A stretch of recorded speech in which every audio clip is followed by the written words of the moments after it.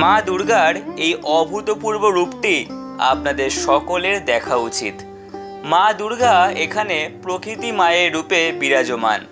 কৃষ্ণনগরের প্রখ্যাত মৃৎশিল্পী শ্রী সায়ন তরফদার মহাশয় এই অসাধারণ প্রতিমাটি নির্মাণ করেছেন বেথুয়াদহরি বুধবার হাটতলা খিদিরপুর যুব সংঘের পুজোর জন্য।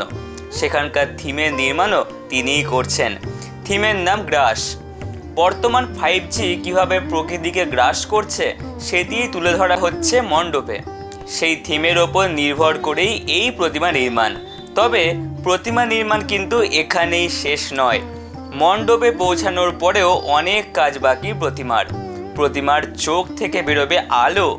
সব মিলিয়ে কিন্তু এক দারুণ উপস্থাপনা হতে চলেছে। আগামীকাল মণ্ডপের উদ্দেশ্যে পাড়ি দেবেন মা। আপনাদের কেমন লাগলো অবশ্যই জানাবেন। ধন্যবাদ। সকলকে শুভ শারদীয়ার অগ্রিম শুভেচ্ছা।